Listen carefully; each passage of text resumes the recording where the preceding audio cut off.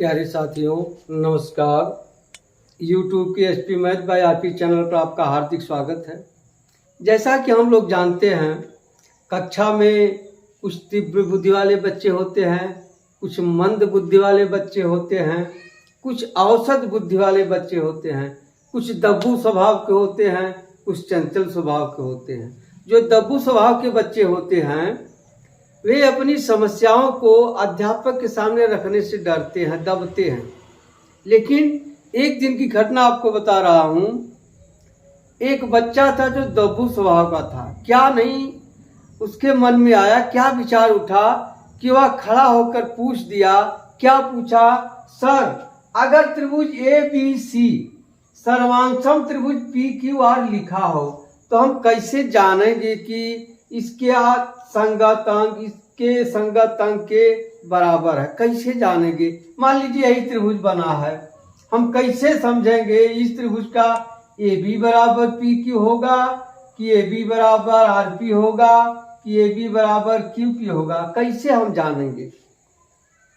हमने कहा बड़ी अच्छी बात है, आप कम से कम इतना हिम्मत जुटाकर पूछ लिए। पूछना चाहिए, अध्यापकों से मित्रवत व्यवहार करना चाहिए। एक दोस्त समझ करके आप छोटी से छोटी समस्या भी पूछना चाहिए। आप पूछिए, हम हाजिर हैं। यदि यह वीडियो आपको देखने में अच्छा लगे तो आप सब्सक्राइब जरूर करिएगा, लाइक करिएगा। यदि अच्छा न लगे तो डिसलाइक भी करिएगा। यदि आपको आ रहा है तो अच्छी बात है, अगर नहीं आ रहा है तो सीख लीजिए। आइए देखिए कैसे पहचानेंगे। त्रिभुज ए बी सी लिखा है, यहाँ त्रिभुज पी क्यू आर लिखा है। इसी से देख लीजिए, जो अक्षर पहले लिखा है यह पहला अक्षर इसके पहले अक्षर के बराबर है। अब हम जानते हैं किसी भुजा को एक अक्षर से प्रदर्शित नहीं करते, किसी कोण को हम ए अक्षर से प्रदर्शित कर सकते हैं। जैसे ये त्रिभुज है, इसको हम कोण ए कह सकते हैं, या पूरा कोण बी ए सी कह सकते हैं, या सी ए बी कह सकते हैं। अब इसे हम कोण अगर मान लें तो ये जो त्रिभुज पहले लिखा है इसके पहले अक्षर पर बना कोण यहाँ जो लिखा है इसके दूसरे पहले अक्षर पर बने कोण के बराबर होगा। यही संगत अंग है। अब क्या हो जाएगा? कोण ए बराबर कोण पी। देखिए सारे संगत अंग हम बना रहे हैं। कोण ए बराबर कोण पी। अब इसमें देख लीजिए, कोण ए यहाँ है, अब इसमें देखिए पी कहाँ? ए यहाँ है। देखिए अब कोण ए बराबर कोण पी के हो जाएगा। इसी तरह से दूसरा कोण बी बराबर कोण क्यू के होगा। कोण बी बराबर कोण क्यू के होगा। अब इसमें देखिए कोण बी देखिए यहाँ है, अब कोण क्यू इसमें देखिए यहां है। कोण बी बराबर कोण क्यू के हो गया। अब लास्ट में बचा कोण सी।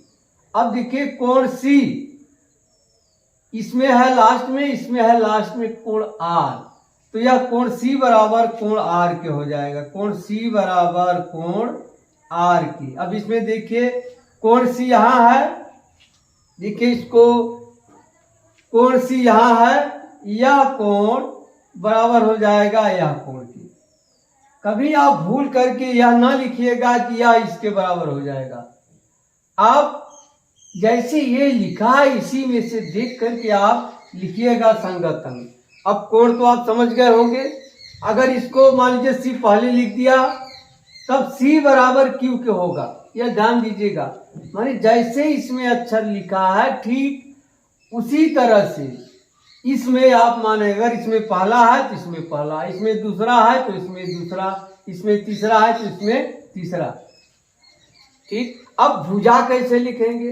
अब देखिए ये पहले दोनों अक्षर, यह पहला दोनों अक्षर जो है ए बी, यह भुजा हो गई, बराबर हो जाएगा इसमें पहला दोनों अक्षर पी क्यू बराबर हो जाएगा पी क्यू के।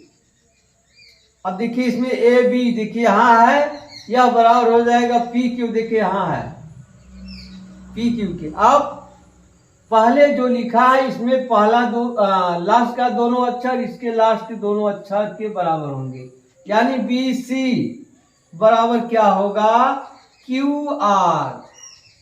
अब देखिए इसमें बी सी देखिए यहां है, अब क्यू आर कहां है, बी सी। देखिए बी सी बराबर क्यू आर, देखिए यहां है, ए इसके बराबर होगा, बी सी बराबर क्यू आर के। ठीक, देखिए ए बी बराबर किसके रहा, पी क्यू के। अरे क्यू आर यहां है भाई, क्यू आर देखिए यहां है, बी सी बराबर क्यू आर के बराबर होगा। अब लास्ट में बच गया पहला और तीसरा अक्षर, पहला और तीसरा अक्षर ए सी बराबर, ए सी बराबर क्या होगा, पी आर, पी आर की। अब देखिए इसमें ए सी कहाँ है, देखिए यह है ए सी, अब पी आर कहाँ है, यहाँ है। इस तरह से आप लिखेंगे। इसमें हो सकता है कोई एक भुजा दिया हो सर्वांग सम के समय, या कोई दो भुजा दिया हो उसके बीच का कोण दिया हो, या दो कोण दिया हो एक भुजा दिया हो। अब इसी जैसे अगर सर्वांग सम लिखा है तो आप संगत अंक इस तरह से लिख लेंगे। ठीक है, अगर आपको त्रिभुज दिया है और उसके दिया है कोण बी, देख रहे हैं, कोण बी बराबर कोण ओ के, कोण बी बराबर कोण ओ के, और ए बी बराबर है ओ एम के, और कोण ए बराबर है कोण एम के, तो हम कैसे सर्वांग सम लिखेंगे, कैसे लिखेंगे। मान लीजिए आप पहले इसी को लिख लिए, क्या लिख लिए, त्रिभुज ए बी सी, पहला तो लिखना आसान, फट से लिख लिए। अब इसको सर्वांग सम हम कैसे इसमें लिखें। अब आप ध्यान दीजिए, कोण ए बराबर किसके है, कोण ए बराबर किसके है, देखिए यम के बराबर है, तो आप यहां यम लिख लीजिए, है ना। अब कोण बी बराबर किसके है, किसके है, देखिए बी बराबर ओ के है, तो ओ लिख लीजिए। अब लास्ट में बच गया क्या, यन, यही हो गया त्रिभुज। अब इसका मिलान कर लीजिए सही है कि नहीं। अब देखिए कोण ए बराबर कोण यम की, कोण ए बराबर कोण यम के है पहला अक्षर, कोण बी बराबर कोण ओ के, देखिए कोण बी बराबर कोण ओ के है, कोण सी बराबर कोण एन के, कोण सी बराबर कोण एन के हो जाएगा। हम जानते हैं यदि दो त्रिभुजों में दो कोण आपस में बराबर है तो तीसरा कोण भी बराबर होगा। अब देखिए ए बी बराबर, देखिए पहला दोनों अक्षर यम ओ, यम ओ, और भुजाएं दिया नहीं है लेकिन होगा, बी सी बराबर ओ एन के होगा, बी सी बराबर ओ एन के होगा, और ए सी बराबर यम एन के होगा, ए सी बराबर यम एन के होगा। ठीक है, इस तरह से आप लिख सकते हैं। मान लीजिए आपने इसको लिख दिया इस तरह से, त्रिभुज बी सी ए। अब इसको सर्वांग सम कैसे लिखेंगे, त्रिभुज बी सी ए, अब कैसे सर्वांग सम लिखेंगे। अब देखिए कोण बी कहाँ है, यहां है, किसके बराबर है, ओ के बराबर, तो यहां ओ लिख लीजिए, त्रिभुज ओ। ठीक, अब देखिए ओ लिख लिए आप, बी के बराबर, और सी देखिए कहां है, सी ए बी के सामने है, किसके सामने है, ए बी के सामने है, हैं? और यहां आप देखिए क्या लिखे हैं, ओ बी है, ओ कोण बी के बराबर है,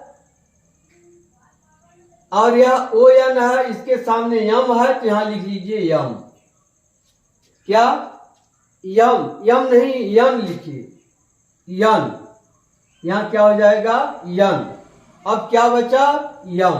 अब जरा चेक कर लीजिए, बी सी बराबर ओ एन, देखिए ये दिया नहीं है, बी सी बराबर ओ एन के होगा, और